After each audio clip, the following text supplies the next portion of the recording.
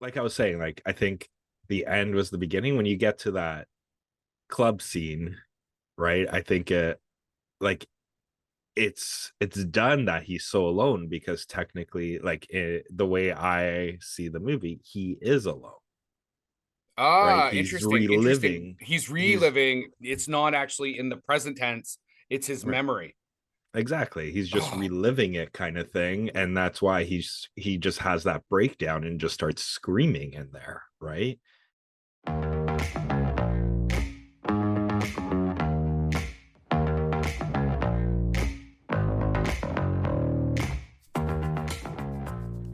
When the ghosts of the past unhaunt you, we're talking movies. We're talking All of Us Strangers, starring Andrew Scott, Jamie Bell, and Claire Foy, based on the novel Strangers by Taichi Yamada, and written and directed for the screen by Andrew Haigh. Kris, can I hug you now? I'm assuming you're not with anyone. You're often single.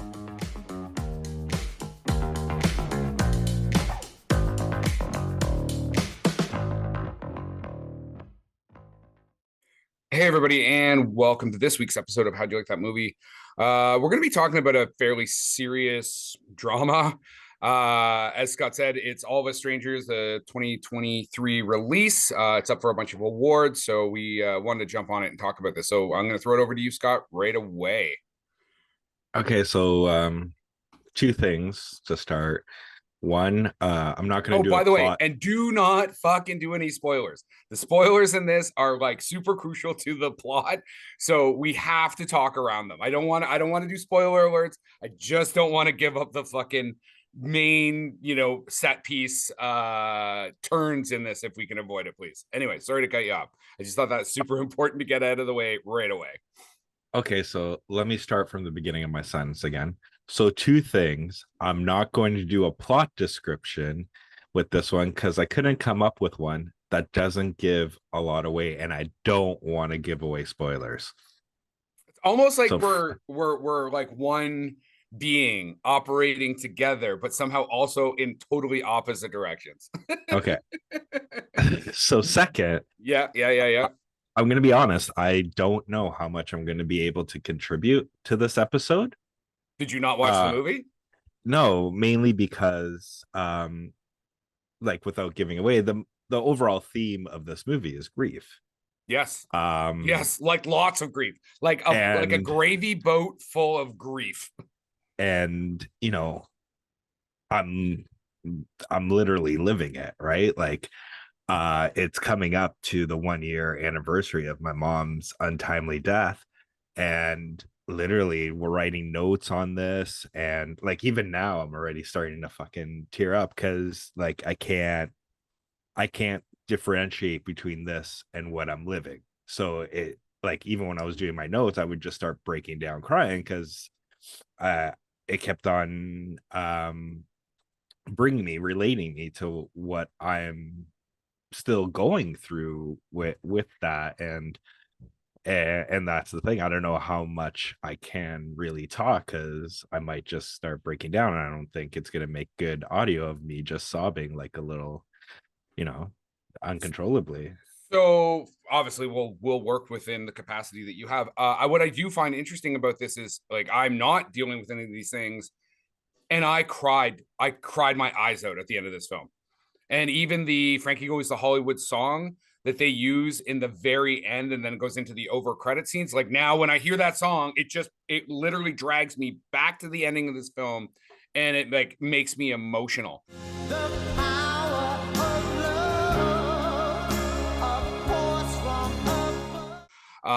And obviously, like I mean, I think it is kind of good, not good that you're going through this kind of struggle, but it's mirroring some of the stuff that's happened in your life, and so I think it gives an interesting perspective. Like this is a highly well constructed emotional film.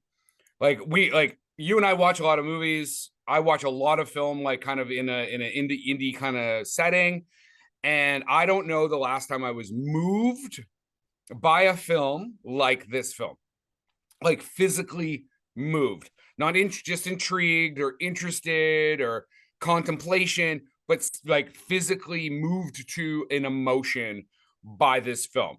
And it's actually one of the main reasons I asked if we could do this on our show is it's up for a bunch of Independent Spirit Awards. The voting for those of you who are members and are voting members for the Independent Spirit Awards, make sure you give this film a good solid look, because it's up for acting and directing and the Best Picture award.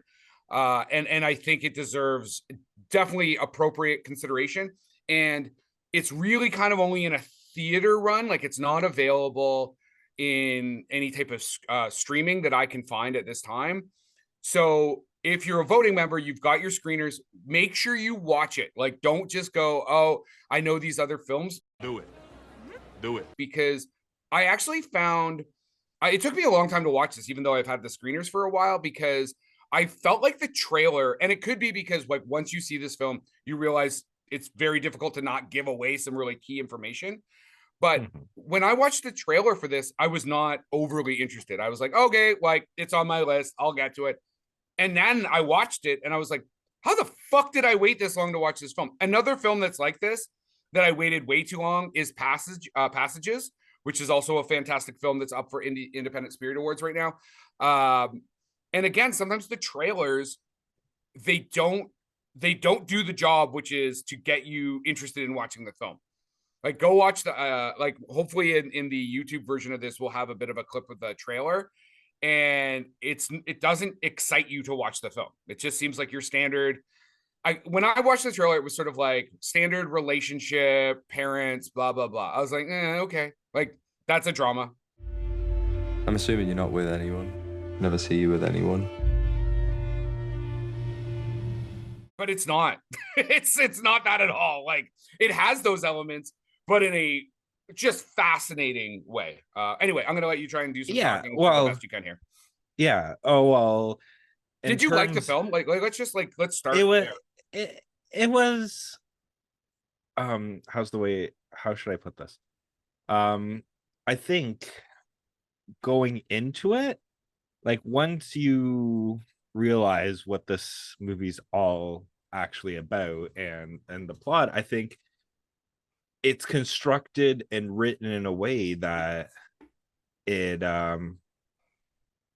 not hooks you, but it's like the one line that they say in this movie about like the heart getting tangled and stuff like that, right? Like it like fuck, it's like a face hugger that just like hops on you and just like incubates in there, right? Like you can't stop kind of thinking about it. And it's not just about the thing, like you can take this movie however you want. Like, to me, this is a non-linear movie. Like, I don't think it's literally A to B. I think it's going through like in different time periods that none of these kind of really connect. Because to me, I think the ending is actually the beginning, if you get what I'm saying. Yeah. Like, yeah, I could. Actually, I need to go back now that you've said that. I'm probably going to rewatch it again today anyway. I'm going to go back and see if it's actually literally done that way, or if it just gives you the feeling of that. But I definitely can see how you could start this film in some aspect of that ending, do everything you did, get to where you got, and it would totally make sense.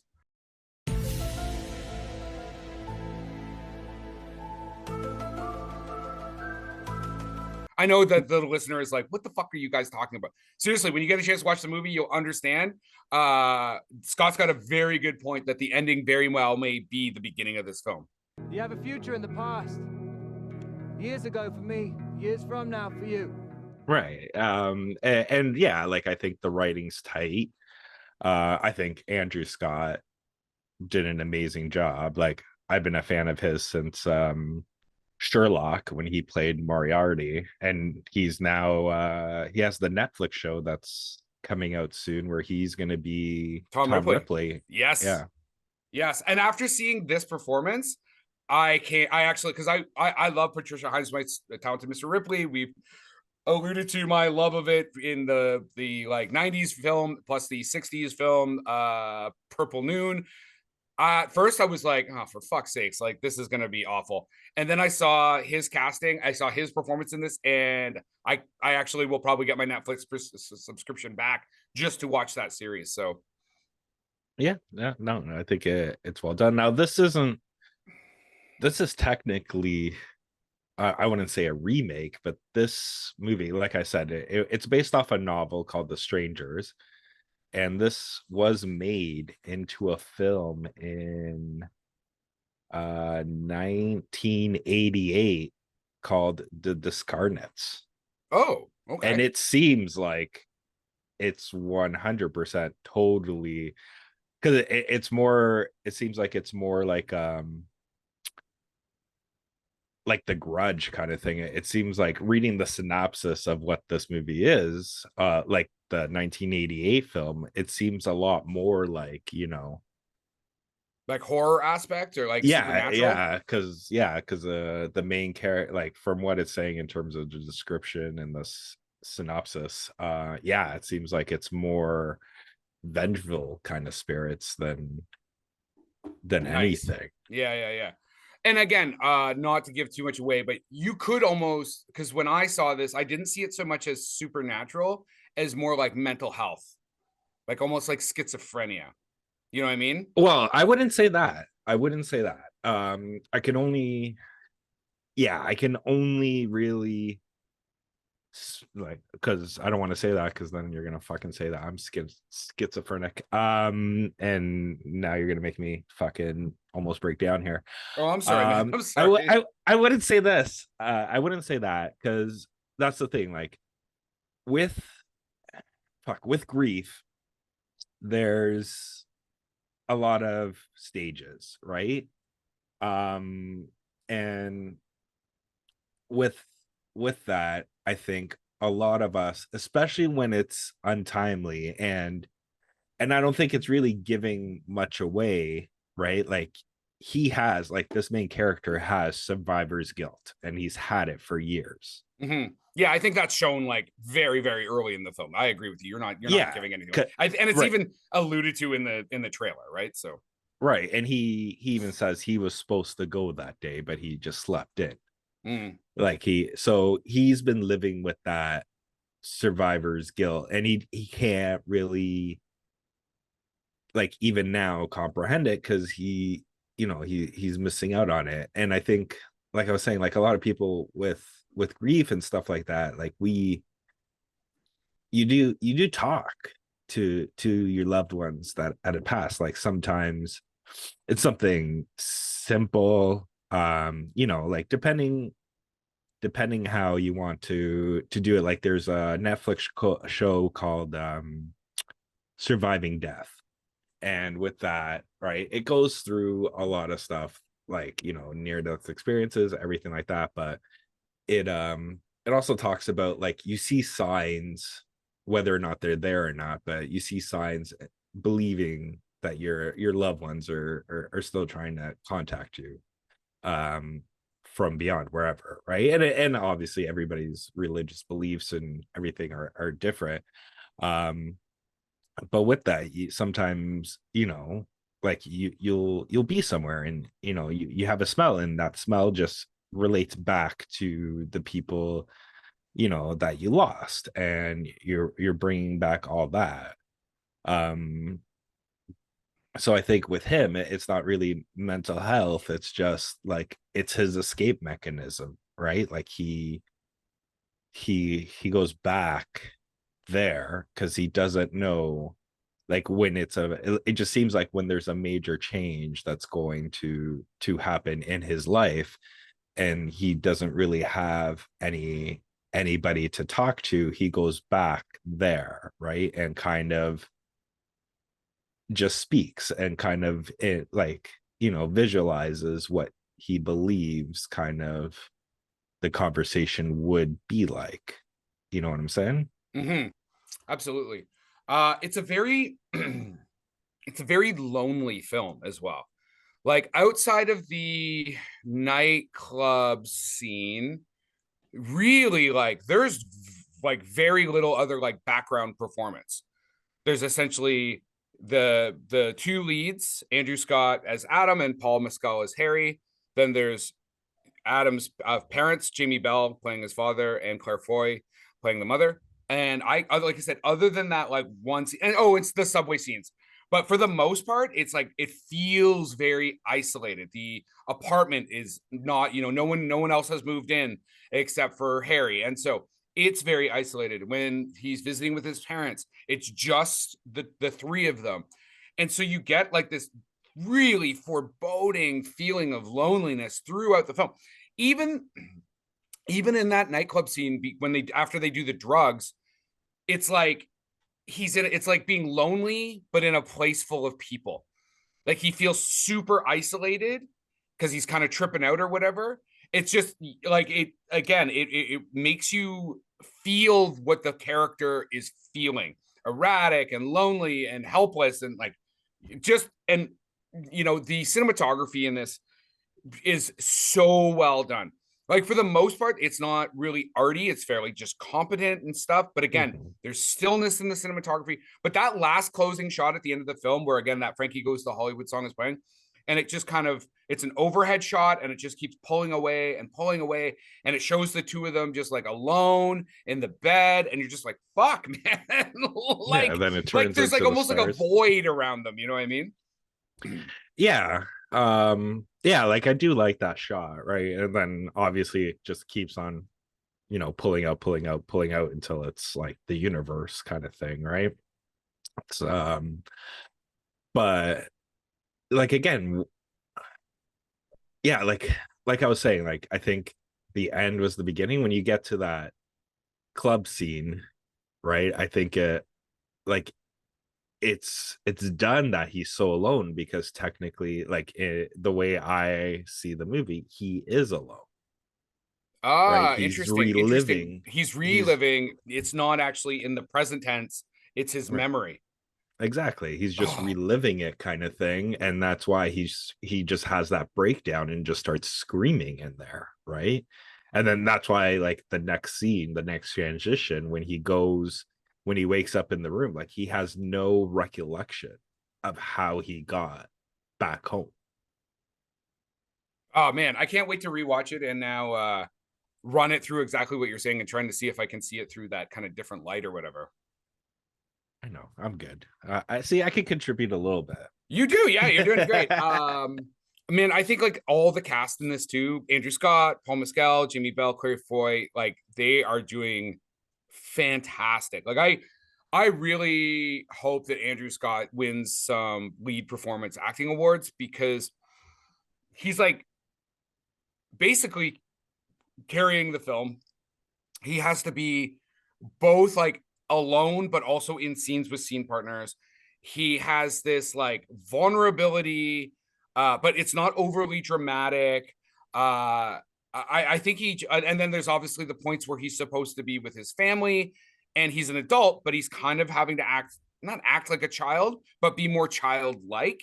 It's like, again, it's such a nuanced performance and so fabulous. Like I can't imagine, even if he doesn't get any awards this season, like actually winning more than like the big stuff like Independent Spirit Awards or whatever, I think that this is going to be the thing that catapults him to the next level of his acting career. You know what I mean? Yeah. Well, I think he's always been like a sought after character actor. 100%. Right? Like he is in like demand in terms of that, right? Like, and but in terms of like, I think maybe once Ripley like premieres, that might that might be the thing that catapults him to the next level, if that's what you're kind of saying before. Now, do you know when this Netflix show is supposed to premiere? I think it's supposed to be in April. So we're a couple months back right now. So yeah, like I said, it'll be interesting. The trailer, I don't know if I've even seen a trailer, but I've seen some of the shots from it. Looks good. I mean, again, I think he's going to play a decent Tom Ripley. I think he's got some weight in his acting performance. So, Well, did you ever see him in Sherlock? Like, did you ever watch Sherlock? no, I never could get into that show, man. Like, I don't know. Yeah, like that. What makes me think? Like, I think if his Moriarty performance is going to be anything like this, Tom Ripley, that's why I think he's going to, you know, do very well with it because he was able to, like I said, like play a bunch of kind of different characters, but be the same person kind of thing. I mean, I liked him in Fleabag. He played the priest, and who's very conflicted because she basically like gets him to like make out with her, and he's has this like, you know, he's torn between God and his profession, and this woman who's very interesting and intriguing to him. So again, he's able to show conflict and vulnerability, which again, especially, I mean, I know the character of Moriarty from Arthur Conan Doyle's Sherlock Holmes. So, I mean, if you can show vulnerable over here, and then you can also show like sheer ability to manipulate someone, that's Tom Ripley. That's the Tom Ripley that I know both from the films and from the book. So, one of the other things I want to talk about with this film is, first off, the soundtrack is fantastic. Like, if you're into that, like, what's that, mid 80s Britpop, I guess, like Frankie Goes to Hollywood, Pet Shop Boys, like we would call it retro Well, 80s. Like what would you this think? movie had you at Pet Shop Boys. Yeah, it had me at Pet Shop Boys for sure. I know, that's what I'm saying. The minute I saw it and I saw Pet Shop Boys, I'm like, oh, now I know why Kris wanted this one. And yeah, I think the soundtrack is great. I actually went and got looked up the soundtrack on Spotify, and I've been listening to that playlist. I'm so in love with you, hurts the soul.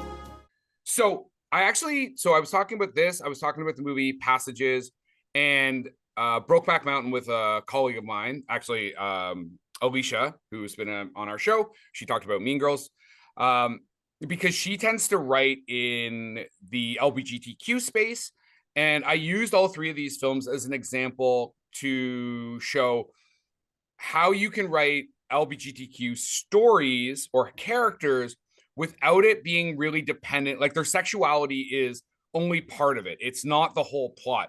If you compare that to like Bros, which I think didn't work because it just doubled and tripled and quadrupled down just on like that being the plot.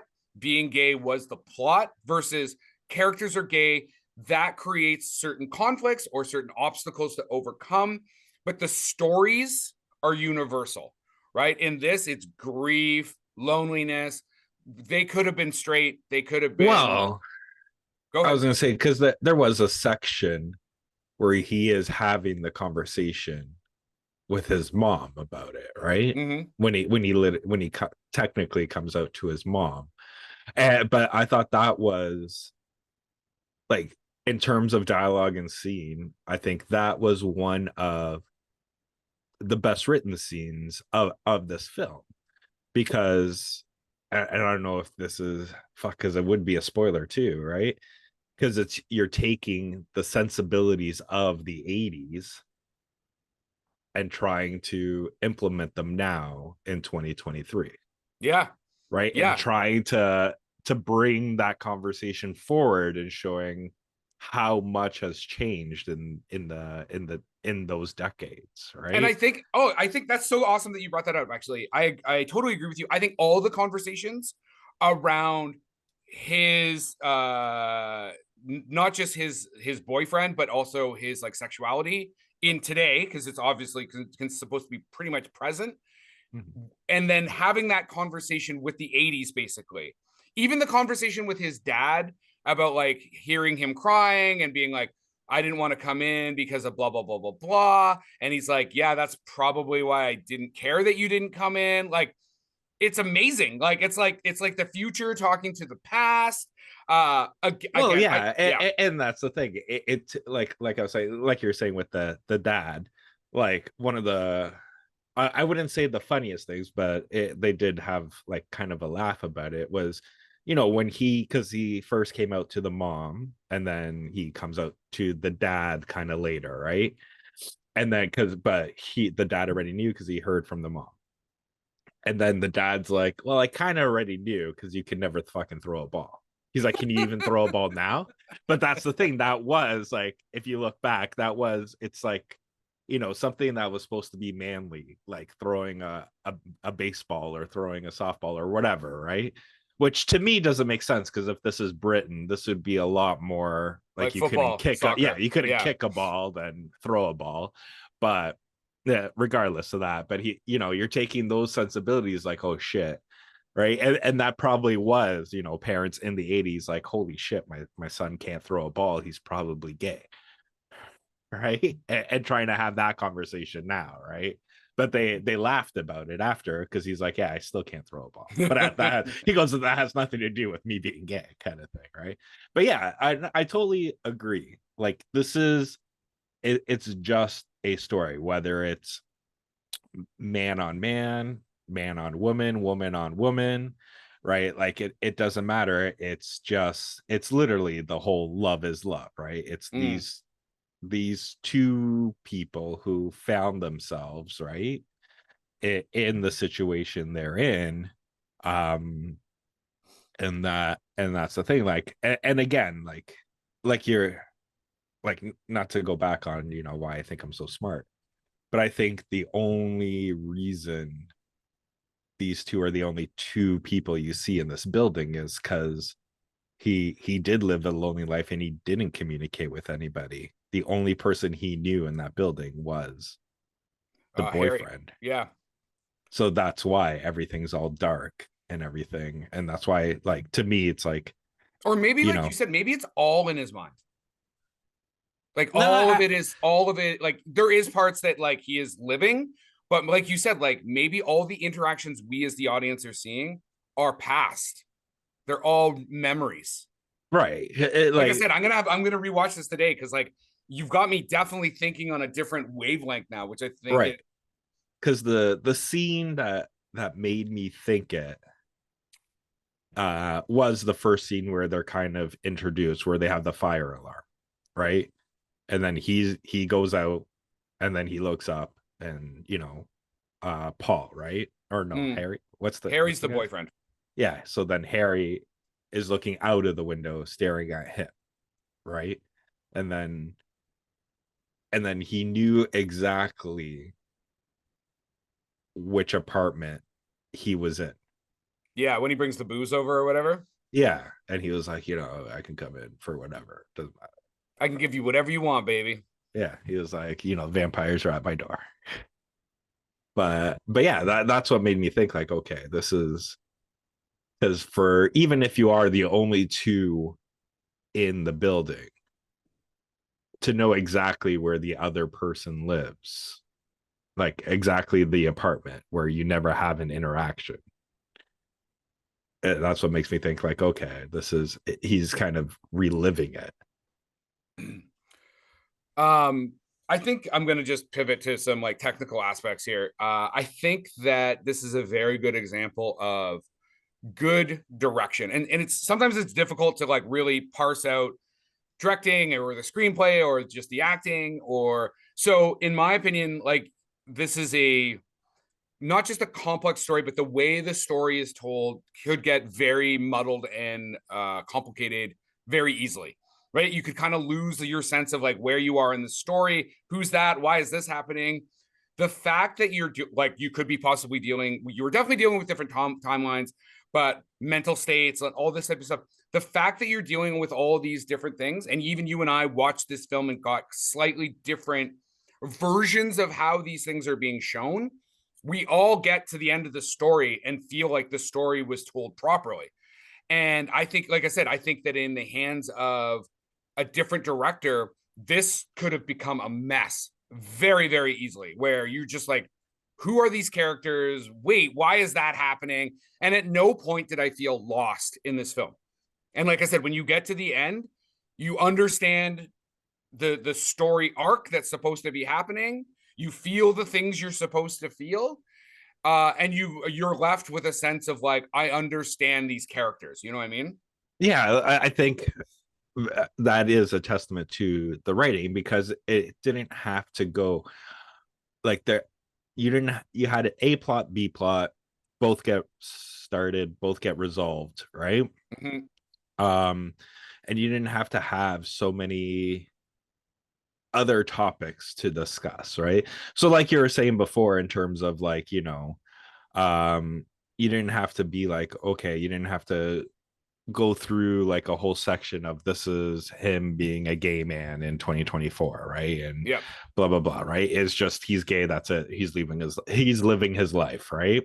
You didn't have to have and the fact that he is so isolated, so lonely, like you don't have like the supporting characters that normally, most of these films has, where he has like a group of friends or a group of neighbors, right? There isn't the old lady that lives next door that gives him soup or something stupid like that, right? It's just like it was just tightly written, and most likely probably because of the budget, he only had a certain amount of So were you actually on that?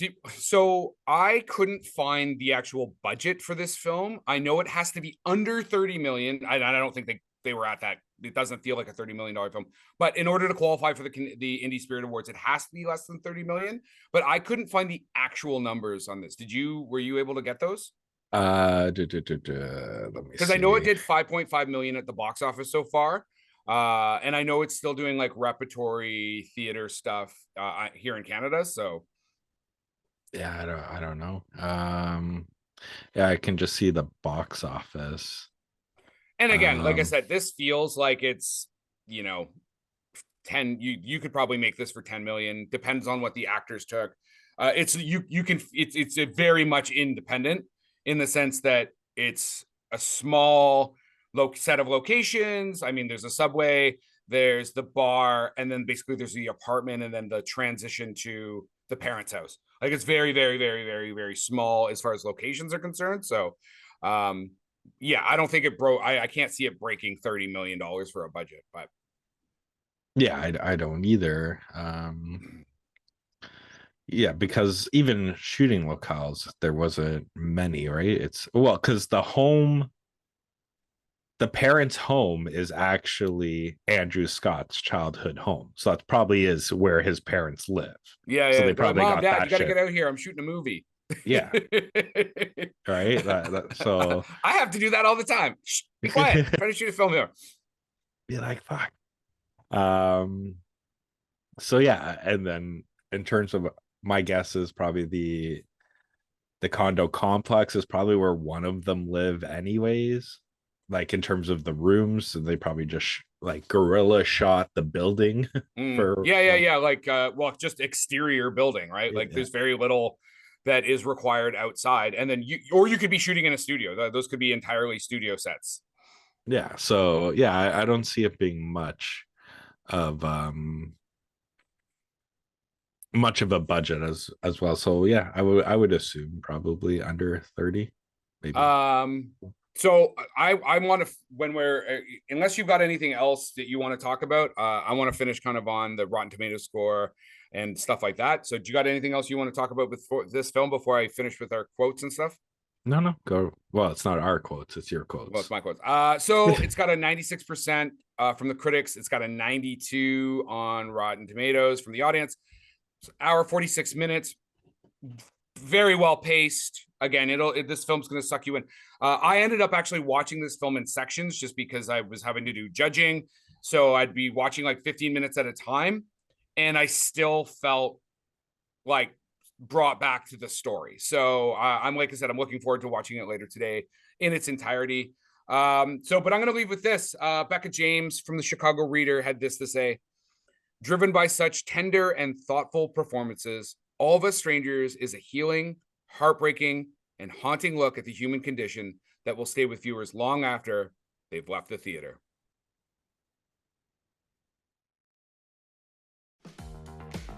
And that is our wrap for the day. Please like and subscribe to this podcast. Tell your friends. If you want to get a hold of us, reach us at the www.howdyoulikethatmovie.com.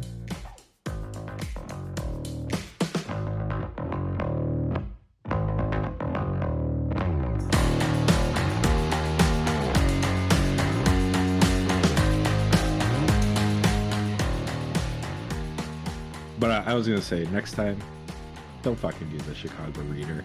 There's only one fucking Chicago paper, and that's the Sun-Times. You got to go with what Roger Ebert was fucking used to work out of. That's the only Chicago newspaper that matters. Oh, I thought you were gonna then quote down throw down a quote from like Roger Ebert. I know he's dead, but I was gonna say he's dead.